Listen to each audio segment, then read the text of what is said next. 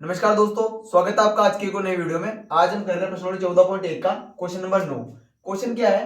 Question है निम्नलिखित सारणी 35 नगरों की साक्षरता दर परसेंटेज में दर्शाती है। अपने को क्या करना है? माध्य साक्षरता दर ज्ञात करने के लगभग साक्षरता दर कितनी है, मतलब कि माध्य ज्ञात करना है इसका। देखो यहाँ पे एक चीज नोट करना, 45 से 55, 55 से 65, 65 से 75। कहने का मतलब जो वर्ग अंतराल है वो बराबर कितने का चल रहा है? 10-10 के गैप पे चल रहा है। ठीक है, तो जो जब वर्ग अंतराल बराबर है तो माध्य ज्ञात करने की सबसे बेस्ट विधि कौन सी है? पग विचलन। तो इसको पग विचलन से करेंगे अपन। ये हो जाएगा वर्ग अंतराल। तो वर्ग अंतराल अपने को कितना दे रखा है?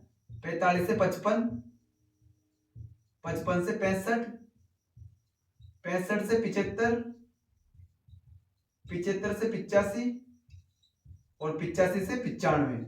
इसके बाद में एफ दे रखा अपने को 3, 10, 11, 8, 3।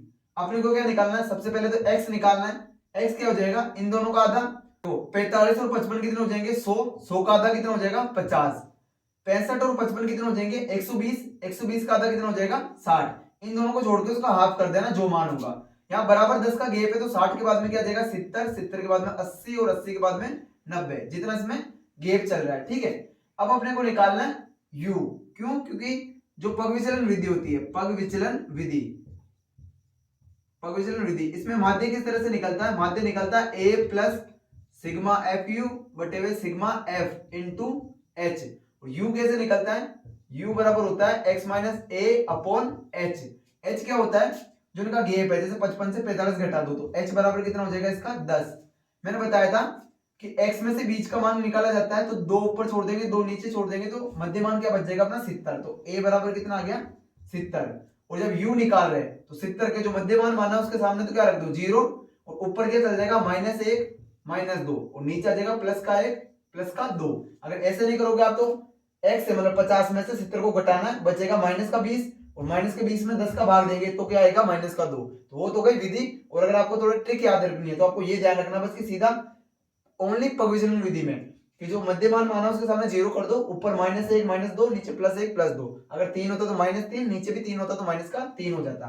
ठीक है, अब एफ यू चाहिए अपने को तो यहाँ निकाल देंगे एफ यू। गुणा कर देंगे तो 3 दूनी 6, ये हो जाएगा -6, 10 एकम 10 तो ये -10, 11 का 0 से गुणा करेंगे तो 0, 8 एकम 8, 3 दूनी 6। ये माइनस वालों को जोड़ देंगे तो कितना हो जाएगा? -16 और प्लस वालों को जोड़ देंगे तो 14। तो ऐसे करके सिग्मा एफ यू की बात करते हैं, मतलब एफ यू के योग की। तो माइनस का 16 14 घटेंगे तो चिन्ह बचेगा माइनस का बड़ी संख्या का, और 16 में से 14 जाएंगे तो बचेगा 2। सिग्मा एफ की अगर बात करते हैं तो सिग्मा एफ क्वेश्चन में दे रखा कितने घर है? 35 घर। तो सिग्मा एफ कितना आ गया? 35। यहाँ मान रख देते अपन, ये सारणी हो जाएगी तो ये, और बाकी बीच में लाइनें खींच दो, ये इसकी सारणी हो जाएगी। ठीक है, इसी तरह इसकी सारणी बनानी है। अब a कितना दे रखा अपने को? a अपना निकाल लिया था अपन ने 70 प्लस सिग्मा एफ यू कितना? -2, तो ये हो जाएगा -2 बटे हुए सिग्मा एफ कितना है? 35 इंटू h कितना है? 10, तो h की जगह आ जाएगा 10, भाग दे दो तो 5 दूनी 10, 5 7 तो 35। तो ये इसको आगे सोल्व करेंगे तो हो जाएगा 70 प्लस माइनस 2 दूनी 4 बटे हुए 7। अब 7 का भाग 4 में देना तो ये हो जाएगा 4, इसमें भाग देना 7 का। 4 में 7 का भाग नहीं जाएगा तो पॉइंट लगाएंगे, 1 0 बढ़ जाएगा। अब भाग देंगे इसमें तो 7 पंजो 35, कितना बच गया? 5, 1 0 और बढ़ाएंगे, 7 7 49, तो पॉइंट 5 7 बार भाग चल जाएगा। इसका भाग कितनी बार चल जाएगा? पॉइंट 5 7 बार। इसके आगे कुछ नहीं तो 0 लगा सकते हैं, तो हो जाएगा 70 माइनस 0.57। अगर घटाएंगे तो हो जाएगा 70, इसमें से 0.57 घटाना तो ये हो जाएगा 0.57। 70 के पीछे कुछ नहीं तो पॉइंट है, और पॉइंट के पीछे कुछ नहीं तो 0 0 है। ये हो जाएगा 7 का हो जाएगा 6, ये हो जाएगा 10, 10 का हो जाएगा 9, ये हो जाएगा 10, ये भी 10 का हो जाएगा 9 और ये हो जाएगा 10। 10 में से 7 गए तो 3, 9 में से 5 गया तो 4, पॉइंट वाले लाइन में पॉइंट आ जाएगा, ये हो जाएगा 9 और ये हो जाएगा 6। तो ये कितना हो जाएगा? 69.43 साक्षरता दर हो जाएगी इसकी। ठीक है, तो ये अपना क्वेश्चन नंबर 9। इसमें कोई ज्यादा कठिन भी नहीं था, पग विचलन विधि लगाई तो इसमें सिंपल सा है कि जो मध्यमान है उसके सामने 0 रख दो, बाकी -1 -2 नीचे +1 +2, इन दोनों का गुणा करा दो, ये आ जाएंगे, इनका सम हो जाएगा ये और इनका सम हो जाएगा ये। इसके सम में मतलब सिग्मा एफ यू में सिग्मा एफ का भाग दे दो इंटू एस, जो कटा जो काट दो, सिंपल सी कैलकुलेशन है। उसके बाद में आपको आपका आंसर मिल जाएगा। तो ये थी अपनी माध्य की कुछ विधियां, 3 विधियां जो इंपॉर्टेंट है।